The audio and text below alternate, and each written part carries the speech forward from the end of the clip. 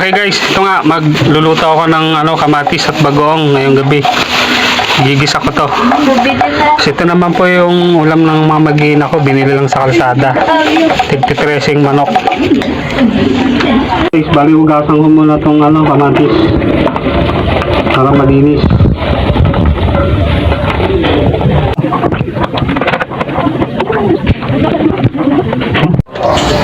At naghiwa na rin ako ng kamatis sa medium size na hiwa.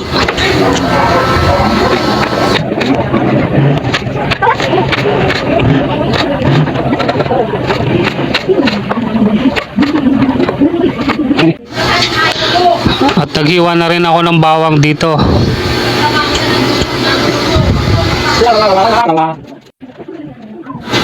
Pati na rin ng sibuyas. Hugasan ko muna itong bagong kasi medyo maalat to eh. Ang daming bagong guys, nabili ng misis. Talagang 20 pesos. Huhugasan ko muna itong bagong para mabawasan naman yung sobrang alat niya at malinisan na rin.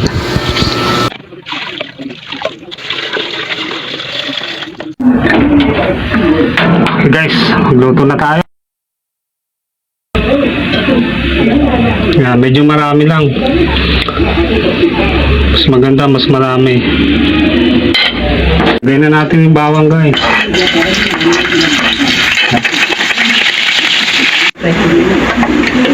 Sunod natin guys yung sibuyas. Ayan. Tumatalsik. Tumatalsik. Ayan. Sunod na rin natin guys yung bagoong na hinugasan. Ayan. Tumatalsik pa guys.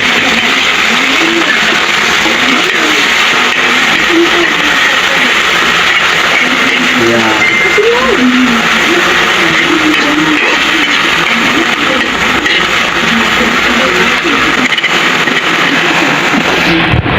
Sunod na natin guys yung kamatis. Yan.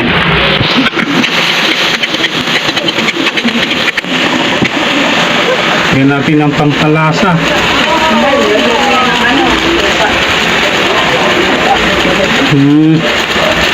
Sarap. Pampalasa. Yan. Takpan muna natin para maluto yung kamatis at yung bagong. Mamaya balikan natin yan. Ay. Uy, ito siya guys. Lapit ng maluto. Halo-haloin natin siya guys. Yan, luto na yung mga kamatis. Lambot na. Durugin natin siya. Mukha na siyang masarap. Tikman natin. Sarap. Lagyan natin siya ng konting asukal para malamis-lamis. Yan.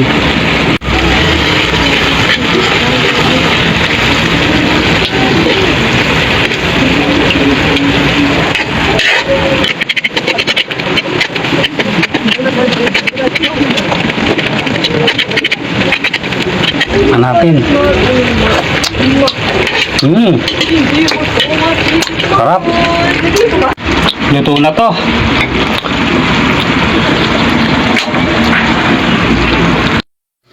Kain na tayo guys.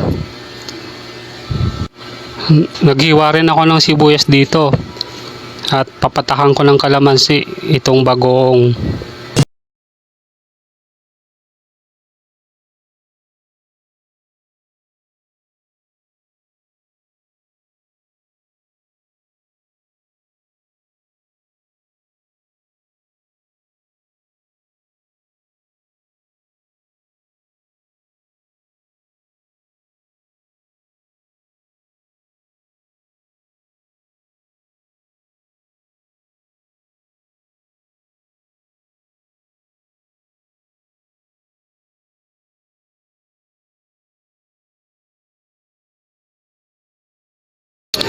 Nag-pray muna nga pala ako dito guys para magpasalamat at mabasbasan na rin ang pagkain.